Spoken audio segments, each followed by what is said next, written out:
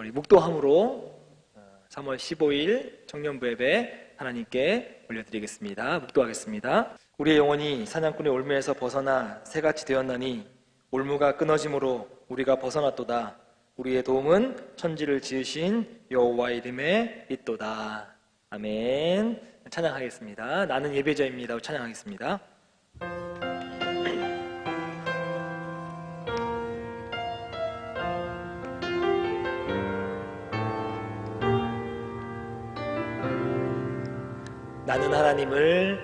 나는 하나님을 예배하는 예배자입니다. 내가 서 있는 곳 어디서나 하나님을 예배합니다. 내 영혼 거룩한 은혜를 향하여 내 마음 완전한 하나님 향하여 이곳에서 바로 이 시간 하나님을 예배합니다. 나는 하나님을 예배하는 나는 하나님을 예배하는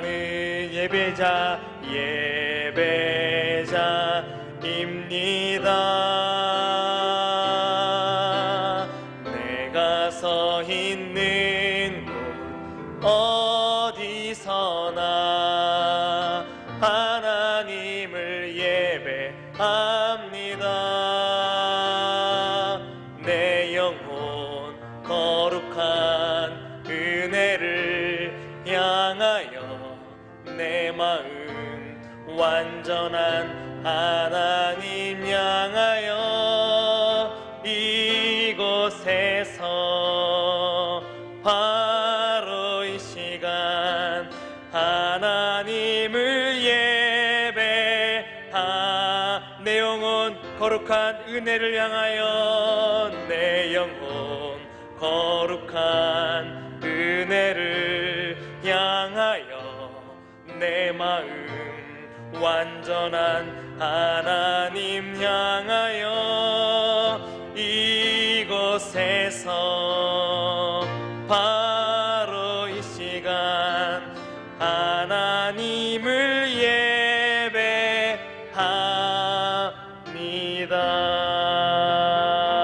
예배합니다. 아멘. 우리 사도신경으로 신앙 고백 드리겠습니다. 전능하사 천지를 만드신 하나님 아버지를 내가 믿사오며 그 외아들 우리 주 예수 그리스도를 믿사오니 이는 성령으로 잉태하사 동정녀 마리아에게 나시고 본디오 빌라드에게 고난을 받으사 십자가에 못 박혀 죽으시고 장사한 지 사흘 만에 죽은 자 가운데서 다시 살아나시며 하늘에 오르사 전능하신 하나님 우편에 앉아 계시다가 저로서 산자와 죽은 자를 심판으로 오시리라. 성령을 믿사오며 거룩한 공회와 성도가 서로 교통하는 것과 죄를 사하여 주시는 것과 몸이 다시 사는 것과 영원히 사는 것을 믿사옵나이다. 아멘. 우리 교동문 126번입니다. 교동문 126번. 제가 한 절 하면 여러분이 한 절 하시면 되겠습니다. 지금 사순절 기간인데 우리가 코로나 때문에 사순절 느끼지 못하지만 예배 시간만이라도 사순절 느끼시기 바랍니다. 여호와여 나의 영혼이 주를 우러러 보나이다. 나의 하나님이여 내가 주께 의지하였으니 나를 부끄럽게 않게 하시고 나의 원수들이 나를 이겨 개가를 부르지 못하게 하소서. 주를 바라는 자들은 수치를 당하지 아니하려니와 까닭 없이 숨기는 자들의 수치를 당하리이다. 여호와여 주의 도를 내게 보이시고 주의 길을 내게 가르치소서. 주의 진리로 나를 지도하시고 교훈하소서. 주는 내 구원의 하나님이시니 내가 종일 주를 기다리나이다. 여호와여 주의 긍휼하심과 인자하심이 영원부터 있었사오니 주여 이것들을 기억하여 여호와여 내 젊은 시절의 죄와 허물을 기억하지 마시고 주의 인자하심을 따라 주께서 나를 기억하시되 주의 선하심으로 여호와는 선하시고 정직하시니 그러므로 그의 도로 죄인들을 교훈하시리로다. 인간 나를 정의로 주도하시며 인간 자에게 그의 도를 가르치시리로다. 함께 하겠습니다. 여호와의 모든 길은 그의 언약과 증거를 지키는 자에게 인자와 진리로다.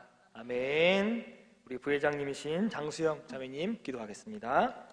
사랑이 많으신 하나님 아버지, 오늘도 우리에게 귀한 주의를 주시고 각자의 자리에서 예배하게 하심에 감사드립니다. 주님, 그동안 너무나 당연했던 우리의 모든 일상들이 주님의 큰 은혜였음을 고백합니다. 그동안 교만했던 우리를 용서해 주세요. 겸손한 새 마음으로 감사의 예배를 드리기 원합니다. 주님, 코로나 바이러스로 인해 팬데믹이 선언되었습니다. 전 세계의 많은 귀한 생명들이 고통에 시달리고 있습니다. 인간이 얼마나 연약한지 하루하루 경험합니다. 주를 찾는 우리 모두의 기도를 들으시고 자비를 베푸셔서 사람이 살고 나라와 세계가 살게 해주시옵소서. 지금 이 순간 고통에 시달리고 있는 수많은 확진자들을 위해 기도합니다. 불쌍한 그들을 고통으로부터 하루빨리 회복시켜 주세요. 또한 밤낮 안 가리고 온 힘을 다해 열정으로 그들을 보살피는 의료진들, 나라를 보살피는 정부와 공무원들, 대가를 바라지 않는 자원봉사자 등등 모든 노력들을 기억하시고 각자에게 능력을 더해주세요. 더불어 이 순간 배로 고생하고 있을 사회적 약자들을 기억하시고 불쌍히 여겨주세요. 함께 힘든 이때에 우리 모두가 서로를 위해 도움의 손길을 아끼지 않는 예수님 닮는 자들이 되게 해주세요. 하루빨리 코로나 사태가 종료되도록 주께서 만져주시고 치유해 주실 줄 믿습니다. 사람의 힘으로는 할 수 없습니다. 주께서 모든 감염 경로를 차단하셔서 주님 은혜로 새롭고 깨끗하게 다시 태어남을 경험하는 우리가 되게 해주세요. 희망을 가지고 간절히 소원합니다. 주여, 오늘의 예배를 기뻐 받으시길 소원합니다. 각자의 자리에서 예배드리는 우리 청년들을 기억해 주시고 만나주세요. 또한 주님의 귀한 말씀 전해주실 우리 정상섭 목사님께 능력 더해주시고 축복해 주세요. 우리 모두의 한마음 한마음 다 기억하실 줄 믿으며 살아계신 예수님 이름으로 기도드립니다. 아멘. 아멘.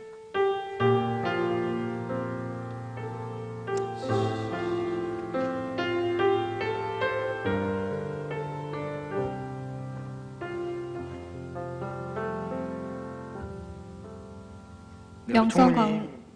영성 광고를 광고하겠습니다. 시작하겠습니다.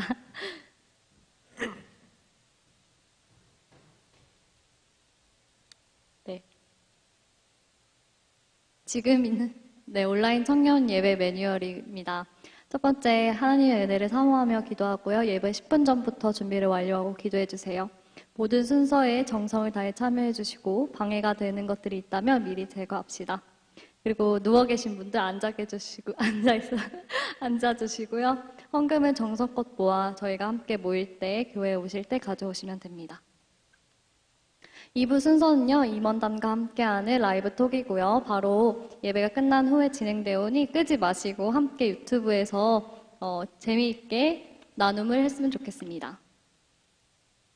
네, 지금 계속해서 온라인 큐티 나눔 방식 공지합니다. 각 톡방에서 매일 큐티를 나누시길 바랍니다. 선물이 있습니다. 15일부터 21일 토요일까지 가장 많이 한 청년에게는 선물을 지급할 텐데요. 단 4회 이상 한 청년 중에서 가장 많이 한 청년에게 선물을 지급하도록 하겠습니다. 매주 리셋되는 거니까요. 한 주를 못했다고 포기하지 마시고 매주 새로운 마음으로 큐티를 열심히 하겠다는 마음가짐이 있었으면 좋겠습니다. 네, 이상으로 광고를 마치겠습니다. 네, 오늘 말씀은 마가복음 6장 1절에서 6절입니다. 다 찾으신 줄 알고 봉독하겠습니다. 예수께서 거기를 떠나사 고향으로 가시니 제자들도 따르니라. 안식일이 되어 회당에서 가르치시니 많은 사람이 듣고 놀라 이르되 이 사람이 어디서 이런 것을 얻었느냐? 이 사람이 받은 지혜와 그 손으로 이루어지는 이런 권능이 어찌 됨이냐? 이 사람이 마리아의 아들 목수가 아니냐? 야고보와 요셉과 유다와 시몬의 형제가 아니냐? 그 누이들이 우리와 함께 여기 있지 아니하냐? 하고 예수를 배척한지라. 예수께서 그들에게 이르시되 선지자가 자기 고향과 자기 친척과 자기 집 외에서는 존경을 받지 못함이 없느니라 하시며 거기서는 아무 권능도 행하실 수 없어 다만 소수의 병자에게 안수하여 고치실 뿐이었고 그들이 믿지 않음을 이상히 여기셨더라. 아멘. 할렐루야. 네, 반갑습니다. 설교는 준비하지 않았는데 이렇게 시작하고 싶어요. 여러분, 감격스럽다라고 하는 얘기 들어보셨나요? 감격스럽다. 제가 3월 1일과 3월 8일에는 아무도 없이 홀로 예배를 드렸습니다. 너무 소중한 예배, 함께 드리고 싶은 예배라고만 생각했지 빨리 왔으면 좋겠다. 빨리 코로나 사태가 끝나고 빨리 함께 예배하는 시간이 왔으면 좋겠다라고 했는데 오늘 라이브 톡을 하면서 임원단을 저희가 함께 모여서 예배를 드리자라고 했어요. 여기 지금 소수의 사람이 앉아 있는데 참 감격스럽다라고 생각이 들더라고요. 이렇게 지금 기도하고 또 광고하고 말씀 성경 봉독하는데 감격스럽다. 이게 감격스러운 거구나. 정말 일상이었던 것들을 하지 못했던 이 어려움에서 다 만나지 못했지만 소수의 사람이 만나 예배 드리는 것 자체가 감격스럽다라고 하는 생각이 들게 됩니다. 여러분도 이 감격을 하루빨리 우리와 함께 느낄 수 있도록 이 코로나가 하루빨리 종식되고 신천지가 온 만천하에 드러나서 신천지마저 사라질 수 있는 그런 날이 오기를 주님의 이름으로 간절히 축원합니다. 오늘은요, 지난번 2주 동안은 찬양단 없이 홀로 이렇게 예배를 인도하다 보니까 그동안 찬양단이 녹음했던 것들 갖고 영상 편집해서 했습니다. 근데 다 끝났어요. 그 파일을 다 썼어요. 그래서 오늘은 전통적인 예배를 좀 드려봐야 되겠다. 여러분하고 이런 전통적인 예배를 또 온라인상에서 좀 다양하게 좀 드려봤으면 좋겠다라고 하는 마음이 들어서 오늘은 이렇게 전통적인 예배로 여러분과 함께 은혜를 나누려고 합니다. 잘 끝까지 집중해 주시기를 주님으로 부탁을 드립니다. 오늘 마가복음 6장에서는 예수님이 고향을 방문하세요. 예수님이 태어나신 것은 베들레헴이신데 고향이 나사렛입니다. 왜냐하면 태어난 곳, 출생지만 베들레헴이지 태어나서는 다시 나사렛이라고 하는 장소로 가셨습니다. 거기서 먹고 자라고 공부하고 많은 친척들 또 아는 사람들, 가족들이 거기에 있었습니다. 그러니까 베들레헴에는 추억은 별로 없었고 예수님의 추억은 어디에 있냐면 나사렛이라고 하는 동네에 있었다라고 하는 거죠. 우리가 이미 잘 알고 있듯이 예수님이 다시 고향을 방문했는데 그 고향에서 사람들에게 대접을 받지 못합니다. 칭송을 받지 못하고 사람들로부터 멸시를 받고 배척당하고 손가락질 당하는 일이 있었다는 거죠. 예수님이 모르셨을까? 예수님이 이걸 모르셔서 고향을 방문하셨을까? 그건 아닌 것 같아요. 그러면 예수님이 아셨음에도 불구하고 짐작하셨음에도 불구하고 굳이 고향을 찾아간 이유가 있다는 거죠. 앞에 놓인 십자가, 이제 얼마 안 있으면 예수님이 십자가에 돌아가시거든요. 엄마가 너무 보고 싶은 거예요. 마리아라고 하는 엄마가 너무 보고 싶어서 또 마지막에 엄마에게 작별 인사하려고 엄마 이제 내가 세상을 떠납니다. 나는 하나님의 일을 하러 왔기 때문에 하나님 나에게 주신 이 시간을 다 마무리하러 십자가에 갑니다라고 작별 인사를 고하기 위해 찾아갔는지 아니면 고향 사람들에게도 하나님의 나라를 선포하기 위해 찾아갔는지는 잘 모르겠어요. 그런데 그걸 말씀으로 찾으면 6절 말씀 보시면 이렇게 이야기하죠. 예수께서는 두루 돌아다니시며 가르치셨다라고 하는 그 말씀을 보면 후자인 것 같아요. 엄마에게 인사하기보다는, 어머니에게 작별 인사하기보다는 고향 사람들에게도 하나님 나라를 선포하기 위해 찾아가지 않았나라고 하는 생각을 하게 됩니다. 그런데 이상한 일이 벌어져요. 고향 사람들이 예수님을 배척해요. 손가락질합니다. 인정하지 않게 돼요. 이 상황을 이렇게 이야기할 수 있을 것 같아요. 예수님이 어떤 사람이냐면 떠돌이 방랑자 설교자입니다. 즉 어느 곳에 가서든지 하나님 말씀을 전하는 거죠. 회당이라고 하는 것이 그 회당장에게 허락만 받으면 누구나 다 학식이 있으면 설교할 수 있는 그런 자리예요. 예수님도 회당장에게 허락을 받고 설교하신 겁니다.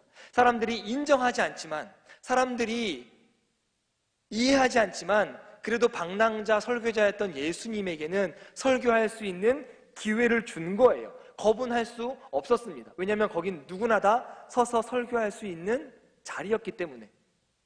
설교한 것 갖고 인정했다 그렇게 볼 수는 없습니다. 왜냐하면 회당장이라고 하는 것 자체가 특별한 곳이었기 때문에 그렇습니다. 회당장에게 허락받고 예수님이 설교를 하기 시작합니다. 그런데 깜짝 놀라기 시작하죠. 야, 예수의 지혜와 권능이 어디서부터 시작되어졌냐? 어디서 배웠냐라고 하는 이야기들이 사람들에게 있는 거죠. 왜일까요? 별반 나랑 다르지 않았던 사람이에요. 별반 나랑 다르지 않게 보였던 저 예수가 다른 이야기를 하고 있는 거예요. 배운 이야기, 학식 이야기, 하늘나라의 이야기, 그리고 사람들을 고치는 기적과 이적의 일을 행하는 걸 보고, 아니 나도 못하는데 저 예수가 해? 라고 하는 편견과 색안경을 끼고 예수를 바라보게 됩니다. 예수님이 이걸 어디서 배우셨을까요? 예수님이 이 지혜와 권능을 어디서 배웠을까? 그 당시에는 선생이라고 하는 사람으로부터 이걸 배웁니다. 율법학자였던 선생들에게 이걸 배우는 거예요. 그런데 예수님에게는 성경을 아무리 찾아봐도 선생님이 없습니다. 어렸을 때 회당장에 가서 또는 랍비들에게 글자를 배웠을지 모르겠지만 하늘의 지혜는 누군가에 의해서 배울 수 없다라고 하는 거죠. 배워서 하는 건 학습에 불과해요. 누구를 대표적으로 이야기할 수 있습니까? 바리새인이에요. 바리새인들은 성경을 배워서, 학자들에게 배워서, 율법학자들에게 배워서 가진 것들이 학습에 불과하다는 겁니다. 예수님은 남에게 들은 걸 전달하는 것이 아니라 예수님 자체가 진리인 줄 믿습니다. 누구에게 배워서 진리를 이야기하는 것이 아니라 나 스스로 자체다, 내 스스로가 진리다라고, 나는 근본 하나님과 동등됨을 취하지 아니하고 이 땅에 내려온 진리다라고 예수님이 주장하시고 말씀하시는 것이죠. 그래서 뭐라고 이야기합니까? 나는 본 것을 말한다는 거예요. 배운 걸 말하는 것이 아니라 하늘로부터 본 것을 난 그대로 이야기하는 것뿐이다 라고 이야기합니다. 선생은, 율법학자들은 진리를 수요하는 게 아닙니다. 뭐예요? 진리를 향해서 손가락질을 가르쳐 주는 거예요. 그러면 그 손가락을 보고 학생들은 진리가 무엇인지를 알아가는 것 뿐이죠. 근데 예수님은 가르치시는 것이 아니라 가르침을 당하는 진리, 본인 자체가 진리였다라고 하는 겁니다. 어쨌든 고향 사람들이 예수님의 지혜와 권능에 놀랍니다. 놀라지 않는 것도 이상한 일이죠. 배운 적도 없어요. 우리로 이야기하면 초등학교, 중학교, 고등학교, 대학교 이런 거 나와본 적이 없는 사람이 예수님이에요. 그런데 박사처럼 이야기하고 있는 거예요. 교수처럼 이야기하고 있는 거고 율법학자처럼 이야기하고 있으니 얼마나 놀라겠습니까? 세상의 모든 사람들은 대부분 자기의 전 이해로 세상을 판단하면서 재단하면서 살아갑니다. 큰 교회 목사면 능력이 있다, 성공한 사람이다 라고 이야기합니다. 또 경쟁력이 높은 사람이 연봉을 많이 받아야 된다, 수능에서 높은 점수를 높이 받은 사람이 똑똑하고 지혜로운 사람이다 라고 하는 그런 생각들을 갖고 살아가게 되죠. 이걸 우리말로 이야기하면 뭐예요? 편견이라고 이야기할 수 있습니다. 고정관념이라고 이야기할 수 있는 거죠. 한국의 많은 편견, 한국 사회에 많은 고정관념이 뭐가 있을까요? 레드 컴플렉스. 지금은 많이 덜하지만 옛날에는 이랬든 저랬든 공산당이다, 빨갱이다 라고 뒤집어 써버리면 대한민국에서 살아갈 수가 없습니다. 레드 컴플렉스. 또 뭐가 있을까요? 친미 사대주의. 미국은 무조건 옳다, 미국은 무조건 강하다, 미국이 하는 건 다 옳은 방향으로 가고 있다라고 하는 친미 사대주의도 여러분 고정관념입니다. 또 하나의 고정관념과 편견이 뭐가 있을까요? 돈이 많으면 행복하다라고 하는 고정관념과 편견에 사로잡혀 가는 사람들이 세상 사람들이에요. 세상 사람들만 그럴까요? 신앙 안에서도 고정관념은 이루 헤아릴 수 없이 많습니다. 여러분, 신앙 안에서 고정관념을 갖고 있으면, 신앙 안에서 편견을 갖고 있으면 우리는 깊은 영성으로 들어갈 수 없습니다. 편견이, 고정관념이 들어갈 수 없게끔 막고 있는 암초가 되거든요. 걸림돌이 될 수밖에 없게 됩니다. 기독교 신앙은 무엇이냐면 이 세상의 고정관념으로부터 탈출입니다. 거꾸로 예수의 지혜와 권능에 사로잡히는 것, 그것이 기독교의 신앙이에요. 보세요. 예수님이 오셔서 누구랑 친하셨어요? 과부, 버려진 사람들, 고아들, 병든 사람들과 친해졌어요. 바꾸는 겁니다. 돈 있는 사람들이 추앙받았고 권력 있는 사람들이 세상을 지배하면서 행복하다라고 말했던 그 세상에서 반대에 있던 예수 그리스도가 오셔서 그건 편견이다, 그건 고정관념이다. 하늘나라는 그렇지 않다라고 선포하는 거잖아요. 고정관념으로부터의 탈출이 고정관념으로부터의 거꾸로가 기독교 신앙의 첫 번째인 줄 믿습니다. 3절에 예수님이 고향 사람들에게 배척당한 이유가 나와요. 첫 번째는 뭐라고 나오냐면 이 사람은 마리아의 아들 목수가 아닌가 라고 이야기합니다. 또 그는 야고보와 요셉과 유다와 시몬의 형이 아닌가 라고 이야기하죠. 또요, 그의 누이들은 우리 모두 우리와 같이 열기에 살고 있지 않은가 라고 하면서 예수님을 계속 폄하시킵니다. 고향 사람들의 마음도 어느 정도 이해는 돼요. 같이 놀았고 같이 살았고 같이 먹었는데 어느 날 와서 예수님이 지금 무슨 행사를 하고 있어요? 예언자의 행사를 하고 있잖아요. 하늘나라는 이렇고요, 하늘나라는 이렇고요 라고 하는 이야기들을 하고 있으니, 아니 배우지도 못한 저 젊은 사람이 무슨 이야기를 하고 있는 건가, 아니 왜 예언자처럼 저런 행위를 하고 있지, 쇼를 하고 있지라고 생각하고 있는 거예요. 언뜻 고향 사람들의 마음이 이해가 되기도 합니다.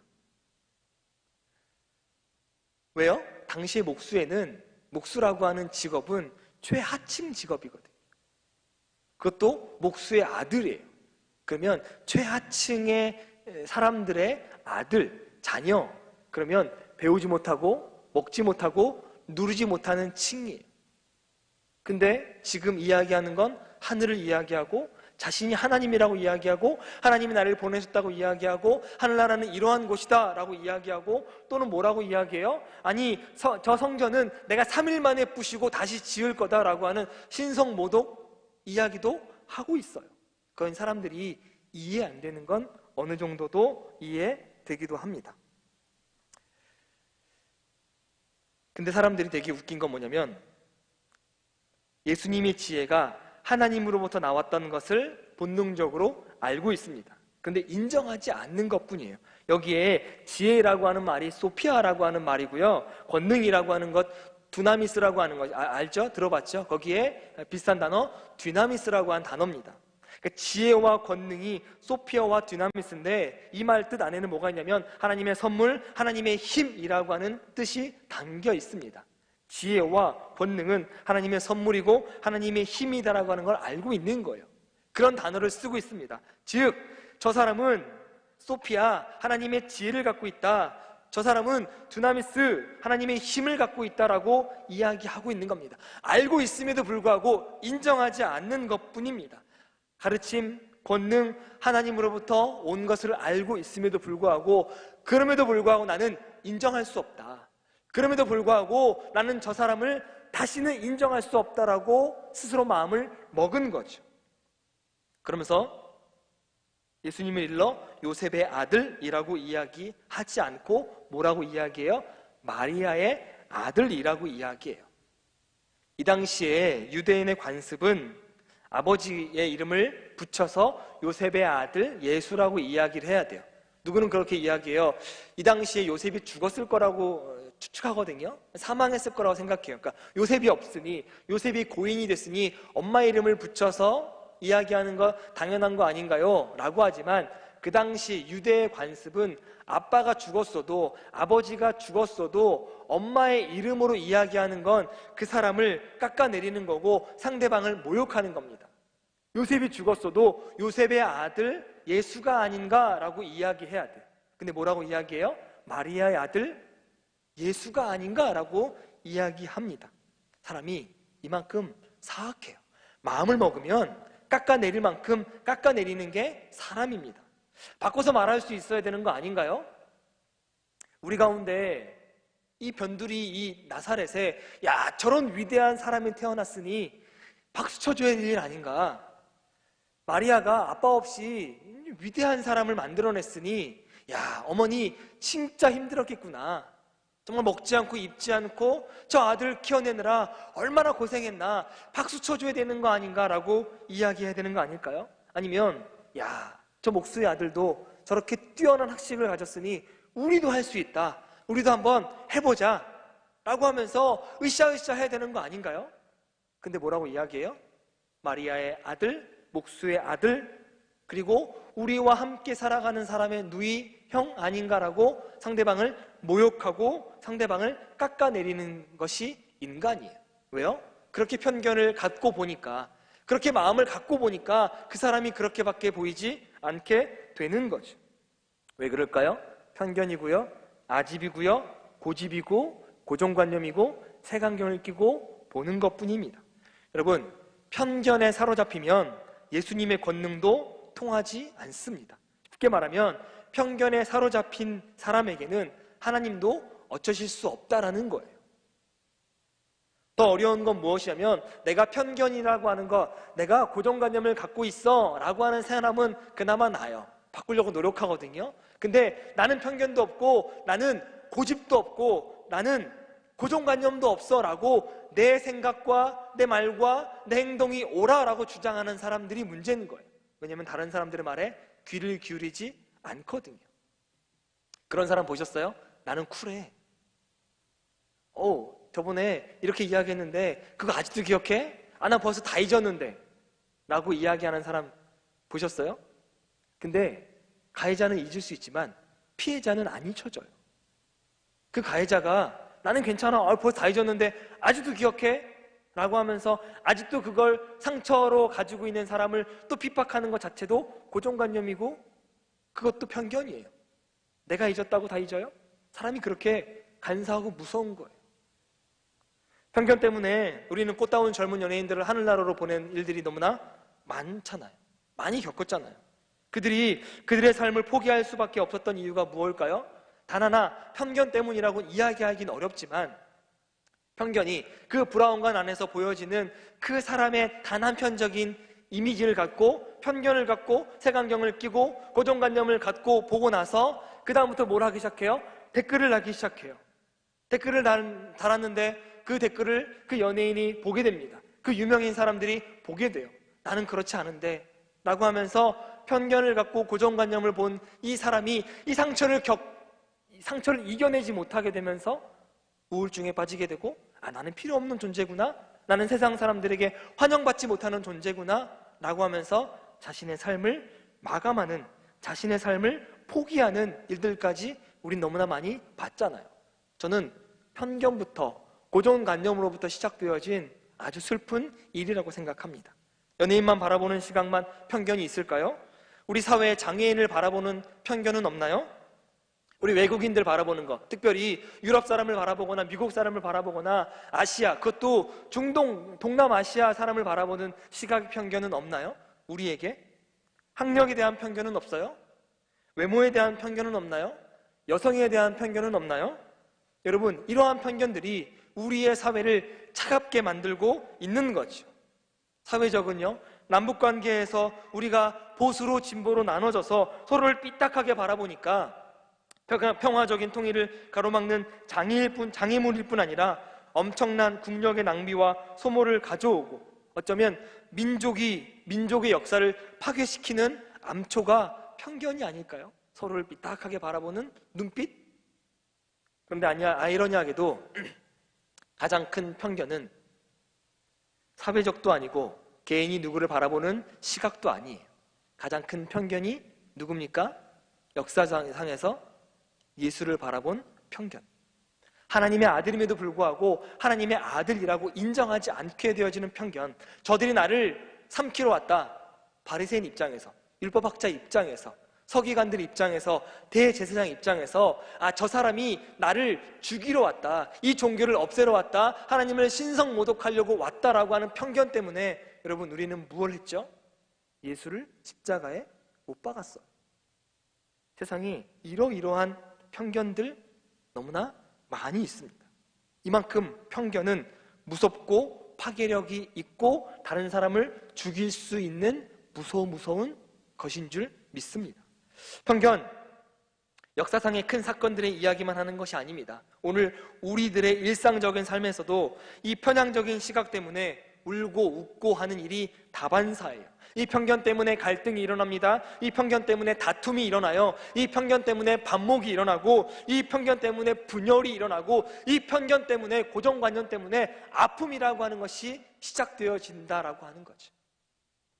이 편견 때문에 하나님의 아들이시고 구원자이신 예수 그리스도를 배척하는 일이 어처구니 없는 일이 이 지금 마가복음 6장 1절부터 6절까지의 나사렛이라고 한 동네에서부터 시작되어진다라고 하는 겁니다. 아무리 예수가 진리의 말을 전해도, 아무리 예수님이 하늘의 이야기를 해도, 아무리 예수님이 지혜로운 말을 해도, 아무리 예수님이 권능적인 일을 행한다 할지라도 사람들이 믿지 않게 되어지는 거죠.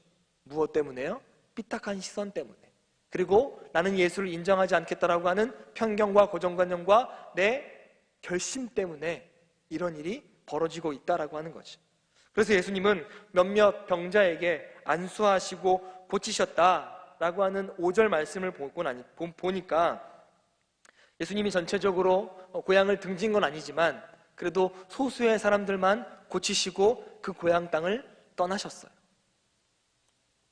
이것이 바로 메시아를, 구원자를, 예수님을 알아보지 못한 고향의 비극이겠죠.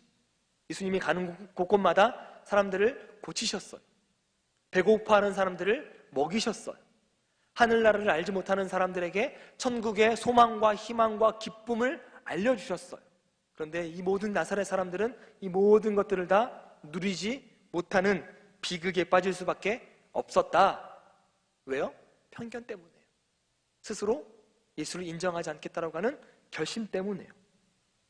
근데 6절 말씀 보시면 믿지 않는 것에 예수님이 놀라셔요.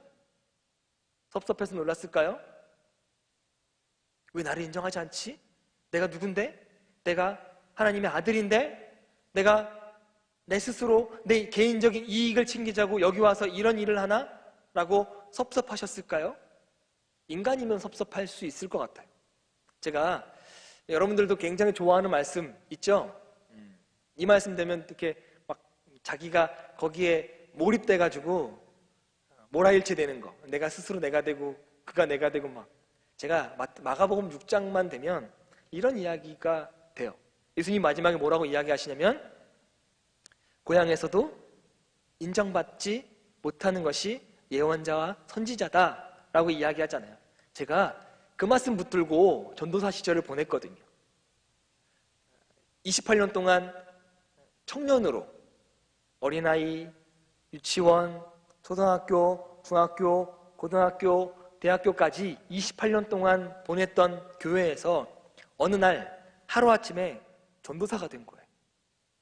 28살에 가니까. 저를 어렸을 때부터 봤던 어르신들, 장로님들은 참 전도사라고 부르기 어렵잖아요. 뭐라고 불러요? 일단은 첫 번째는 안 불러요. 전도사님이라고 불러야 되는데 그게 싫은 거죠. 인정하기 싫은 거예요. 저의 과거도 다 알고 어렸을 때부터 봤고 코 올리는 것부터 봤고 다 봤잖아요. 인정하고 싶지 않은 마음 때문에 일단은 부르질 않습니다. 두 번째는 상섭 전도사라고 불러요. 상섭 전도사님이라고도 안 부르고 정상섭 전도사라고도 부르지 않고 상섭 전도사라고 불러요. 그나마 불러주시는 분이 상섭 전도사님, 그것도 성은 안 붙여요. 그리고 청년들 안에서만 함께 신앙생활하는 청년들 안에서만 전도사님, 정상섭 전도사님이라고 하는 네 부류가 있습니다. 인간은 인간이니까요 섭섭해요. 나도 전도사이고 싶고 저도 설교자인데 이 설교가 조금 나름대로 은혜가 되고 이 설교 열심히 준비해서 이렇게 설교하는데 이 설교가 먹히려면 나름대로 은혜가 되려면 저를 믿어야 되는데 부르지 않는 사람? 상섭 전도사라고 부르는 사람? 뭐 이런 다양한 사람들이 앉아있는데 이 설교가 들리겠냐고요. 이 설교가 은혜가 되겠냐고요. 사람이니까 섭섭해요. 제가 몇 번 부모님하고 싸웠어요. 다른 교회 가겠다. 다른 교회 가겠다. 다른 교회 가서 나를 전도사라고 인정해주는 교회에 가서 나는 신앙생활 하겠다. 라고 제가 몇 번 싸웠어요. 3학년에서 4학년 넘어갈 때, 4학년 대학원 넘어갈 때, 들어갈 때, 대학원 1학년에서 대학원 2학년 들어갈 때, 그리고 대학원 2학년 끝나고 수능목 시험이라고 하는 거 봐야 되거든요. 그거 시험 볼 때 정말 학기마다 싸웠던 것 같아요. 매년마다. 근데 그때도 부모님 마음에 그래도 언제 부모님 마음을 이렇게 순종하겠냐, 효자로 남고 싶어서 매번 부모님에게 순종하다 보니 여기까지 왔던 것 같아요. 그래서 거기서 8년이라고 한 시간 동안 왔습니다. 제가 수요예배 첫 번째 설교하는데 어르신들이, 청년들 아니고 수요예배니까 어르신들 다 설교 끝나고 났습니다. 정말 그때는 지금처럼 이렇게 앞에 보고도 말 못하고 이렇게만 보고 설교하는 거예요. 읽고 말았습니다. 그때 감정이 아직도 기억나요. 두렵고 떨리고 올라갔는데 막 찬양하는데 이 떨리는 내 귀에 들리고 심장 소리가 내 귀에 들리는 막 두렵고 떨리는 마음으로 설교 다 끝났어요. 근데 갑자기 저쪽에서 장로님이 일어나시는 거예요. 큰일 났구나. 내가 뭐 말 실수했구나. 설교를 잘 못했구나 라고 생각했는데 갑자기 장로님이 저쪽에서 일어나셔서 큰 소리로 이렇게 이야기하시는 거예요. 잘했죠? 박수 한번 주세요. 그럼 갑자기 사람들이 박수를 막 쳐요. 네, 감사합니다. 네, 감사합니다 하고 수요예배 끝나고 집에 왔는데 그게 너무 자존심 상하는 거예요. 갑자기 일어나서 예배 중에 아무리 장로라고 일어나서 설교 잘했죠? 라고 이야기하고 설교 잘했다고 박수치고 네가 그동안 우리가 알던 꼬마가 아니었구나, 청년이 아니었구나, 전도사였구나, 그래 좀 잘하네, 이런 느낌으로 받아들이는 거예요. 섭섭하더라고요. 그래서 아까 말한 대로 매번 어떻게 하면 그 교회를 탈출할까? 어떻게 하면 그 교회를 탈출할까? 라고 고민하며 보냈던 시간이 8년의 시간이에요. 어쨌든 그 시간이 다 끝나고 제가 약대교회로 오게 되는데 제가 한번 여러분에게 이야기한 적이 있는 것 같아요. 제일 좋았던 건 저를 그냥 목사로만 봐주는 거예요. 어렸을 때 제가 어떻게 살았는지 모르잖아요. 제가 어렸을 때 코 올리고 어떻게 옷 입고 다니고 어떻게 머리하고 다니고 어떻게 공부하고 누구랑 놀았고 이런 거 모르잖아요. 그냥 저를 목사로만 봐주는 게 너무 좋아요.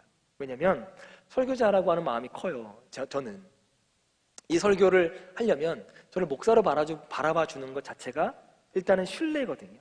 그 신뢰가 서로 간에 깔려 있으니 이 말씀을 전할 때 그래도 여러분이 은혜를 받고 이 말씀을 하나님 말씀으로 받는다라고 하는 마음이 있습니다. 그래서 제가 빨리 그 교회를 탈출해서 약대교회에 와서 목사로 살아가는 건 지금도 되게 감사해요. 어쨌든 인간이기 때문에 섭섭합니다. 근데 예수님은 섭섭하셨을까요? 예수님은 자신을 알아봐 주지 못하는 거에 대해서 섭섭한 게 아니에요. 뭐가 굉장히 섭섭했냐면 그들의 영적 상태. 나사렛 동네에 옆집 아저씨의, 옆집 할머니의, 옆집 아주머니의, 나랑 함께 놀았던 친구의, 형의, 오빠의, 누나의 이 사람들의 영적 상태가 굉장히 안타까웠던 거예요. 믿음이 없는 이 고향 사람들이 굉장히 안타까웠다는 거죠. 편견 때문에 하늘을 모르고, 편견 때문에 하늘의 소망을 모르고, 편견 때문에 고정관념 때문에 마음 먹은 것 때문에 이 하늘의 말을 알아듣지 못하는 저 사람들이 굉장히 마음 아팠다 라고 하는 걸 섭섭했다라고 표현했다라고 하는 거죠. 히브리서 기자는 이렇게 이야기합니다. 믿음은 바라는 것들의 실상이요 보이지 않는 것들의 증거다. 핵심이 뭐예요? 욕망에 사로잡힌 채 그것이 이루어지기를 바라는 것이 참된 믿음이라고 이야기할 수 없는 거죠. 지금 욕망에 사로잡혀 있잖아요. 쉽게 말하면 결심한 거잖아요. 나는 저 사람을 예수로, 아니 난 저 사람을 메시아로, 선지자로, 예언자로 인정할 수 없다라고 말하고 있는 거잖아요. 그 욕망에 사로잡힌 사람들에게는 참된 믿음이 들어갈 수 없다라고 하는 거죠. 근데 우리는 어떤 믿음을 가지셔야 돼요?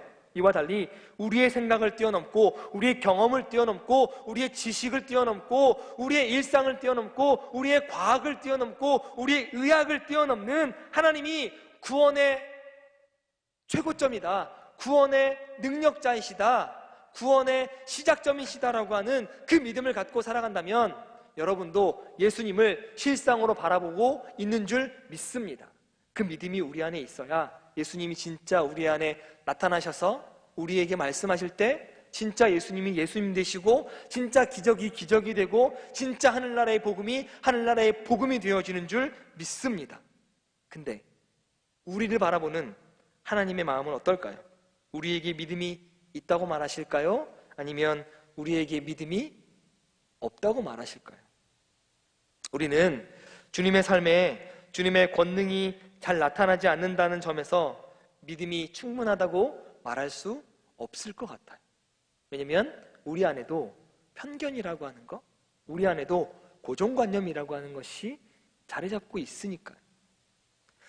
여러분, 하나님에 대한 편견 없으세요? 또는 복음에 대한 편견 없으세요? 전도에 대한 편견은요, 이제는 예수 천당 불신지옥이라고 하는 건 안 돼 라고 하는 편견, 고정관념. 또는 교회에 대한 편견 없으세요? 목사에 대한 편견 없으세요? 기독교에 대한 편견 없으세요? 그러한 편견을 갖는다면 우리의 생각과 경험을 하나님을 재단하는 것밖에 되지 않는 줄 믿습니다. 우린 누가복음을 뭐라고 이야기해요? 그래서 내가복음이라고 한 얘기 들어봤어요, 여러분? 누가복음은 하나님이 쓰셨는데 내가복음 누가 쓰는 거예요? 내가 쓰는 거예요. 내가 만난 하나님, 내가 경험한 하나님, 그리고 이 밖에 벗어나는 그 모든 것들은 다 박스 안에 묻어두고 인정하지 않게 되어지는 내가복음을 쓰며 살아가는 사람이 우리라고 하는 거죠. 비단 나사렛 사람들일 뿐일까요? 우리도 동일하다는 겁니다. 편견에 사로잡히지 않는 여러분 되시기를 주님의 이름으로 간절히 축원합니다. 편견이 아니라 온전히 하나님이시면 뭐든지 다 하실 수 있다라고 하는 하나님을 향한 크신 믿음과 하나님을 향한 크신 은혜의 자녀가 되시기를 주님의 이름으로 간절히 축원합니다. 그래야 하나님의 능력도 많이 누리게 되고 인생을 정말 행복하게, 밝게, 멋지게, 아름답게 살아갈 수 있는 것, 내 안에 편견 하나씩 벗어나가는 것인 줄 믿습니다.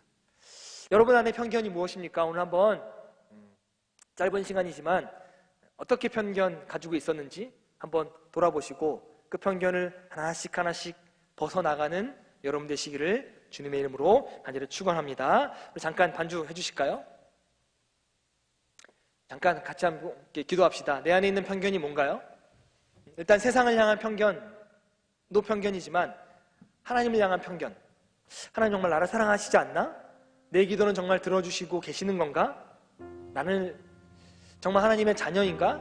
근데 왜 내 기도는 안 들어주시지? 라고 하는 것도 여러분 편견이고 고정관념이에요. 믿음에 대한 편견 없으세요? 정말 하나님을 믿으면 문제가 다 해결돼? 정말 기도하면 문제가 다 해결돼? 라고 하나님을 예단하고 재단하면서 신앙생활하고 있지 않나요? 다시 한번 하나님 믿음에 대한 편견 벗어누리게, 그래서 은혜의 능력을 누리게 하시고 인생을 정말 행복하게, 밝게, 멋지게, 아름답게 살아가기 위해서 하나씩 믿음의 편견들 벗어나가는 우리가 되게 해달라고 한 30초 정도 함께 눈 감고 우리 모니터 앞에서 함께 기도하도록 하겠습니다. 같이 기도하겠습니다. 아버지,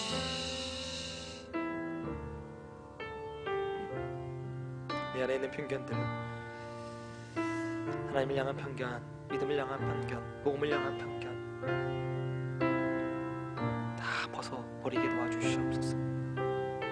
그래서 이 땅에서 하나님의 능력을 누리게 하시고 이 땅에서 예수 그리스도의 실상을 보며 살아갈 수 있는 저희들의 모든 삶이 될 수 있도록 하나님 은혜와 은총 축복하여 주시옵소서.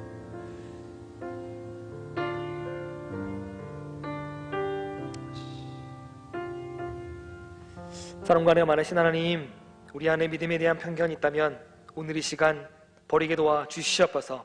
하나님을 향한 편견, 복음에 대한 편견, 기도에 대한 편견, 믿음에 대한 편견, 전도에 대한 편견, 말씀에 대한 편견, 또 교회와 또 목사들에 대한 편견들마저도 가지고 있다면 하나님 다 버리는 주님의 능력으로만 살아가는 저희들 모두가 될 수 있도록 은혜와 은총 허락하여 주시옵소서.